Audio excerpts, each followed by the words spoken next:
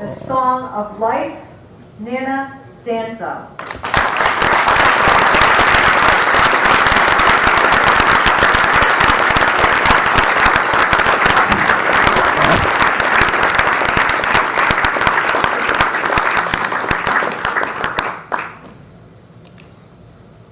Isn't it ironic that the happiest 2 days of your parents' lives were the day you were born and the day you finally left home? It's true. After all the time and money they spent, boy, were they glad to get rid of you. Madam Countess here, ladies and gentlemen, if you were anything like me, those feelings are actually quite understandable. You see, as a kid, my departure from anyone's house was usually accompanied by shouts of joy. You've met kids like that, right? The type that discourage their parents from having any more. The type that no sane person would dare babysit. That was me. And after 19 long years of wreaking havoc, I left my home of Zimbabwe and traveled all the way to Middletown, Connecticut for college.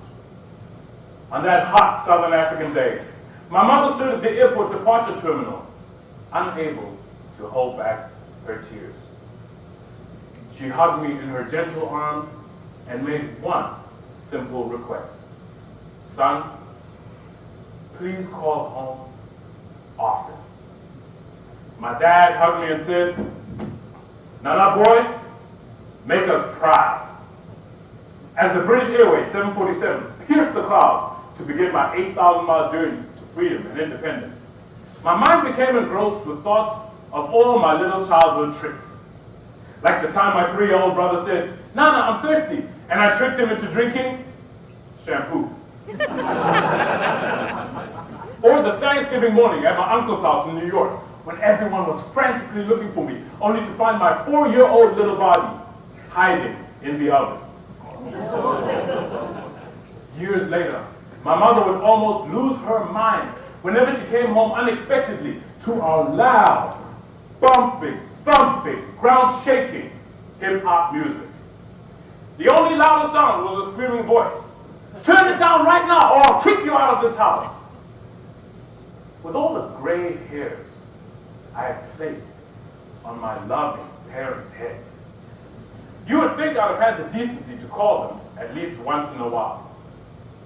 Do you know how many times I called them that entire first semester? I didn't. With each semester that passed, I tried to call home more often, but I knew I could still do better. And then, just like that, my junior year arrived, and I became a math major. A decision that completely changed my life. Not because abstract algebra and number theory are particularly interesting, but because of the friendship of my faculty advisor, Ray Michael Short. When I couldn't figure out my number theory homework, Ray would simply smile, comb his fingers through his long black beard, look at me with his 40-year-old eyes and say, come on, Nana, let me show you how to do it. Wow. Now, be honest. Wasn't your math homework always easier when someone did it for you? I mean, helped you do it? Helped you do it? The answers came to his brain with ease, but he struggled to write them down. When the work was finished, he would smile again and say, join my wife and me on Saturday for dinner, Nana. Nothing formal. Say 7? Do you know how many times I stopped at Ray's house for dinner? I didn't. 2 months before graduation, I received this note from him. Nana, I'm off to Germany for a project. Good luck to you, my friend. Please stop by soon, because I will not be here for commencement. By the time I put final semester distractions aside and knocked on his door, he was gone. Luckily, our paths crossed randomly in downtown Middletown. 48 days after my graduation, we made plans to get together, and I thought, finally, Nana, you can thank Ray for everything that he's done for you. But that time never came.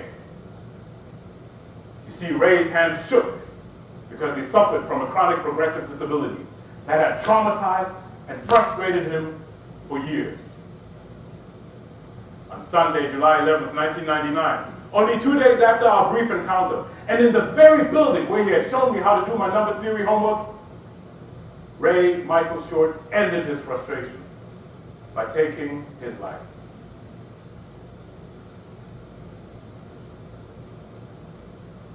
I never got to say thank you. I never got to say goodbye. That night, the night that Ray buried all his goals, hopes, and dreams, I realized how insignificant and inconsequential my priorities had been, and I called home. But before any words could leave my mouth, my mother said, "Hey, son, I was just about to call you. You know, ever since your brother left home for college last year, the house just seems so empty, so quiet. Remember how I used to threaten to kick you guys out because of your loud music?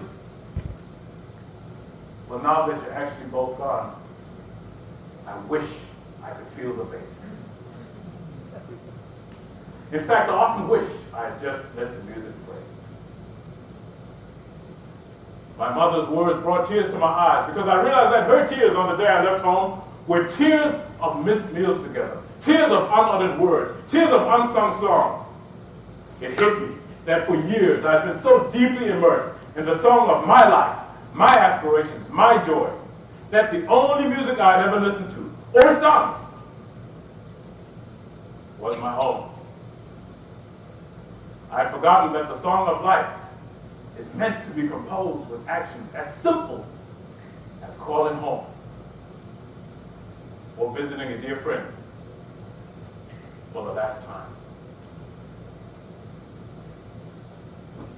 Who's waiting for your call? Who's waiting for your visit? With whom should you be composing your song? Call. Visit.